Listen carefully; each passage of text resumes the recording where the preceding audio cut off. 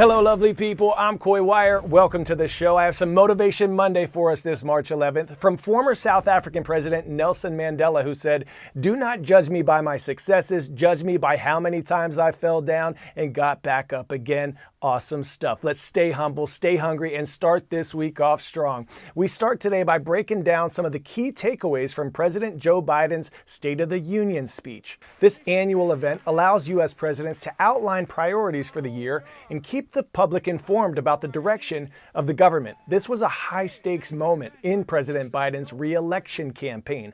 According to a recent Times Siena poll, he's facing an approval rating of around 38% as he seeks to reassure voters who might doubt his leadership and may favor former President Donald Trump. Biden started his speech with a call to protect democracy at home and abroad by adopting the bipartisan national security bill. If the United States walks away, it will put Ukraine at risk.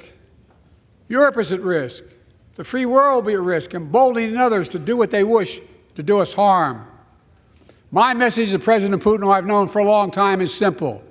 We will not walk away.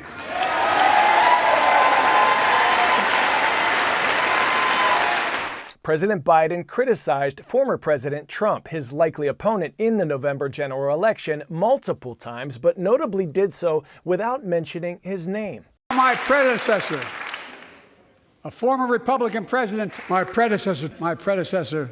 Now, for the most part, Biden focused his speech on economy. He spoke to his stance on taxes, promising that under his plan, families earning less than $400,000 won't be paying any additional federal taxes. Biden also highlighted his work on America's financial recovery post-pandemic. My inherited economy is on the brink. Now our economy is literally the envy of the world. 15 million new jobs in just 3 years, a record. Biden's State of the Union address and his big win on Super Tuesday last week, as well as former President Trump's, kick off what appears to be an election season headlined by a presidential rematch. Our chief national affairs correspondent examines what both candidates need to do as they pivot their focus to November. The curtain finally goes up on a historic presidential rematch. Joe Biden and Donald Trump,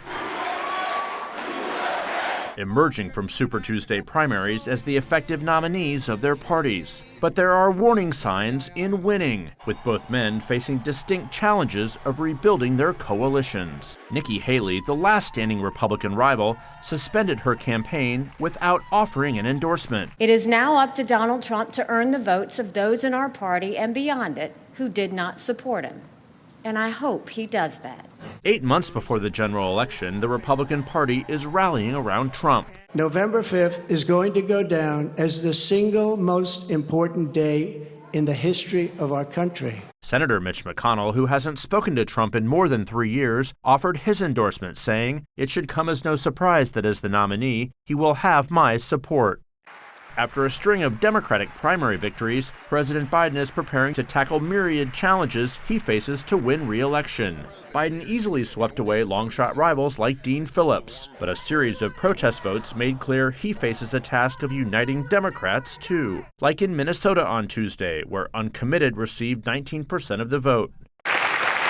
With the general election contest finally taking shape, history will be tested anew, as Trump seeks to become the first president since Grover Cleveland was voted out of office to be sent back for a second term. So the sequel between Biden and Trump will play out in a far different political context, and there are wild cards galore, from Trump's criminal cases to Biden's foreign policy challenges and the fitness of both of these presidential candidates. There is no doubt these primaries have shown the vulnerabilities of both campaigns and both candidates. There's no modern-day historical guide for the campaign that is to come, but it starts now. 10-second trivia. Which country was the first to enact daylight saving time? France, United Kingdom, Germany, or the United States?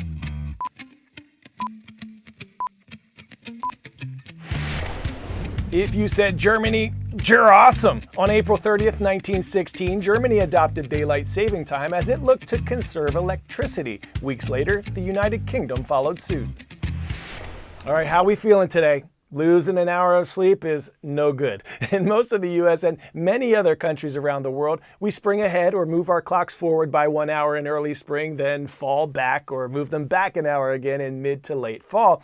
But most of us might not actually have to physically change too many clocks, right? Because our devices might do it for us. But what if I told you you had to change 2,000 clocks? That's the task at hand for clockmasters at London's Palace of Westminster. CNN followed the small team there a few years ago as they tick-tocked their way through adjusting those clocks before British lawmakers arrived to work. I love talking about clocks. I could talk about clocks all day. Not everyone wants to hear about them. But everyone wants to hear about the clocks at the Palace of Westminster.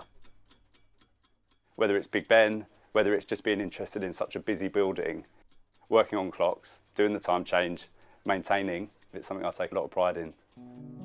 Ian Westworth and Alex Jeffrey are part of a small team of clockmakers at the Palace of Westminster in London. Twice a year, when the clocks spring forward or fall back across the United Kingdom, they have the responsibility of adjusting 2,000 timepieces before lawmakers return to work. There's 2,000 clocks on the parliamentary estate, there's 500 heritage clocks, there's 2 days, and it's our task to perform the GMT time change.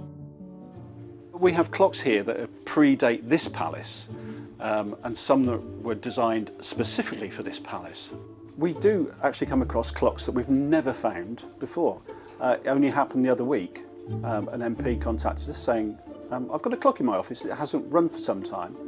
And I'm thinking, I've been here 18 years and I've never been into your office. He said, that's probably why it hasn't worked. The time changes were put in initially as a mechanism, a practical mechanism to take advantage of daylight hours in the summer. So it's important, I think, to keep that tradition. In the United Kingdom, Winston Churchill championed the concept of daylight saving during the First World War before he became Prime Minister, believing that the country could save energy by stretching the hours of evening sunlight. The practice has spread across the world. In the US, most states observe daylight saving, moving clocks forward in the spring. Only Hawaii and most of Arizona don't. In the UK, a 2019 poll showed that a small majority of Britons want to keep changing the clocks. At the Palace of Westminster, its resident clockmakers are responsible for maintaining this tradition.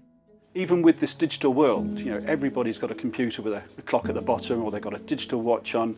But the MPs and the Lords or the staff who've actually got a ticking clock in their office, one of the first things they look at is the ticking clock and not the one on the wrist. Our job is to make sure that every day these clocks are working for them. The last clock of the day before doing Great Clock Tonight. There's a lot of ground to cover. I left my step count on last year and it was 55,000 steps. It's very time consuming, but it's very rewarding. We can say to each other, well done guys, it's a job well done. And when people turn up for work on Monday, they're right on time.